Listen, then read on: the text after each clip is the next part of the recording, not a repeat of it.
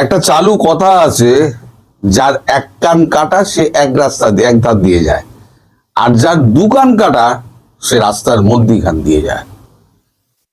আমাদের প্রাক্তন মুখ্যমন্ত্রী, এখন তো উনি প্রাক্তন হয়ে গেছেন, প্রাক্তন মুখ্যমন্ত্রীকে প্রাক্তন করে দেওয়ার পরও তিনি এখনো পর্যন্ত 24 ঘন্টা হয়ে গেল পদত্যাগপত্র রাজ্যপালের কাছে জমা দেননি, এবং তিনি তাল ঠুকছেন।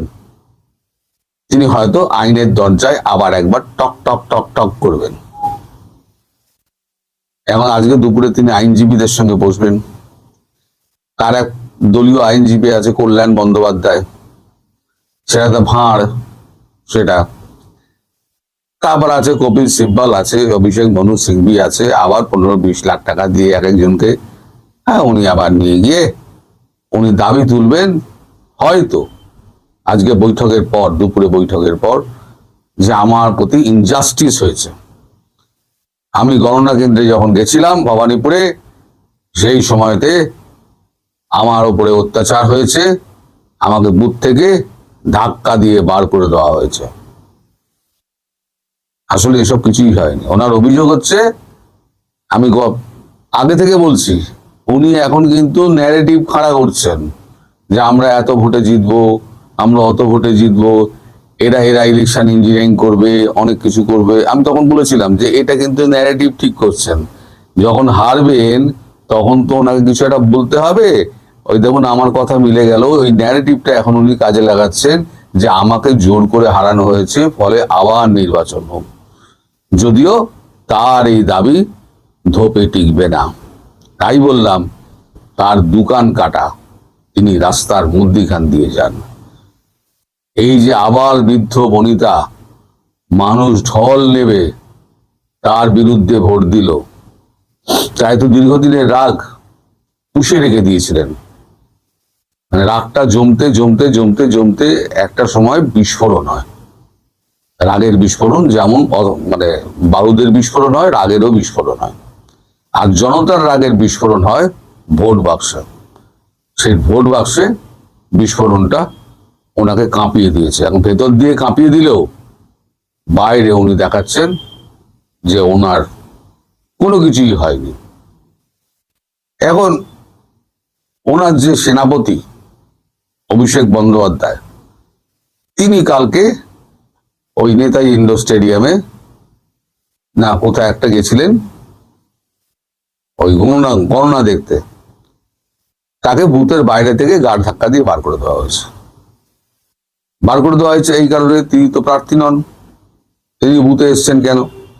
তারা এখনো মনে করছে এটা আমাদের রাজত্ব, আমরা এখানকার রাজা, এবং বাকি সব হচ্ছে ভৃত্যের দল।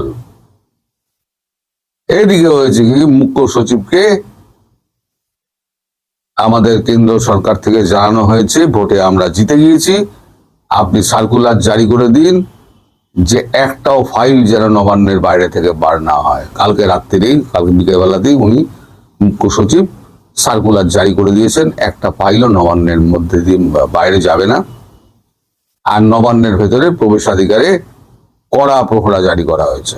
আর যে সমস্ত সরকারি দপ্তরগুলো আছে, সেই দপ্তরগুলো দখল সমস্ত নিয়ে নিয়েছে সিআরপিএফ এবং central arm police force, CAPF, দুজনে দখল নিয়ে নিয়েছে।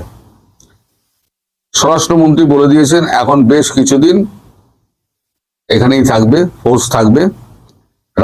নতুন রাজ্য সরকারে যিনি মুখ্যমন্ত্রী হবেন বা রাজ্য সরকারের যারা থাকবে, পদস্থ অফিসার থাকবে, তাদের সঙ্গে আলোচনা করে তারা কেন্দ্রে বললে কেন্দ্র এখান থেকে বাহিনী তুলে দেবে।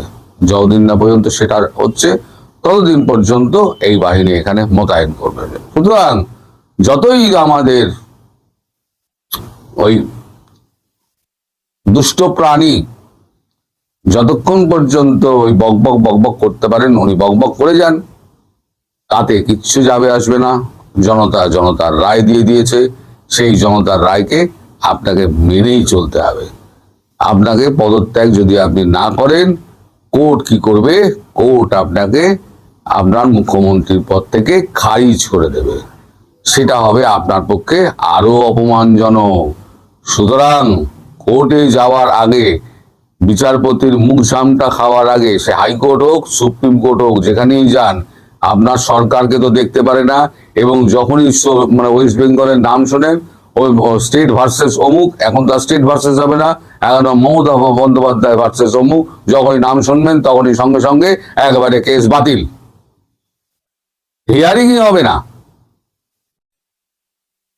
আর যদি হিয়ারিং হয়, যদি বিচারপতি মনে করে ঠিক আছে হিয়ারিং করে একে জব্দ করব, হিয়ারিং করে সকল তথ্যপাত্র উপাত্ত শুনবেন, শুনে উনি একটা খারিজ করে দেবেন একটা লিখিত অর্ডারে, যে এই গভর্নমেন্ট খারিজ হয়ে গেল সুপ্রিম কোর্টের অর্ডারে, এবার পরবর্তী সরকার এসে এই রায়ের মাধ্যমে ক্ষমতা গ্রহণ করুন।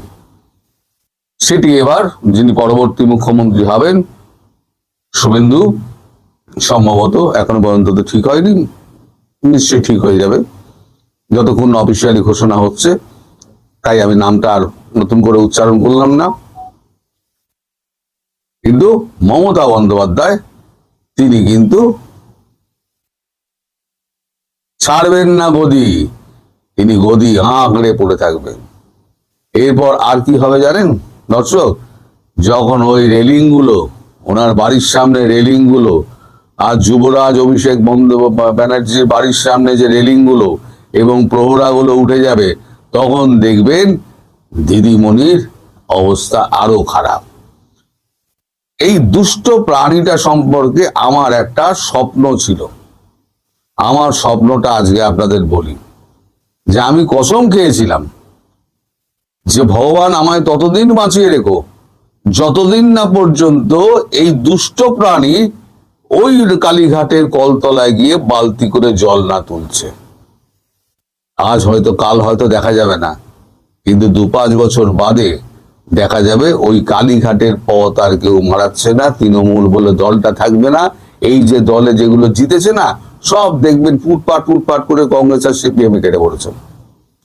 আর বিজেপিকে আমি অনুরোধ করব, এই সমস্ত 2 নম্বর বাচ্চাদের, এই দলে যে কটা ছিল 2-1টা ছাড়া, শোভনদেব চট্টোপাধ্যায় ছাড়া 2-1টা ছাড়া, এরকম সৎ মানুষ ছাড়া সব কটা হচ্ছে অসৎ, চোর, বাটপার এবং মিথ্যাবাদী। এদের একটাকেও নিয়ে আমাদের কোনো প্রয়োজন নেই। বিজেপি যদি প্রয়োজন না থাকে, দল ভারী করে এইগুলোকে নিয়ে আর বিজেপি নিজের বদনামটা যেন না করে, এটা আমার একটা দাবি রইল বিজেপির কাছে।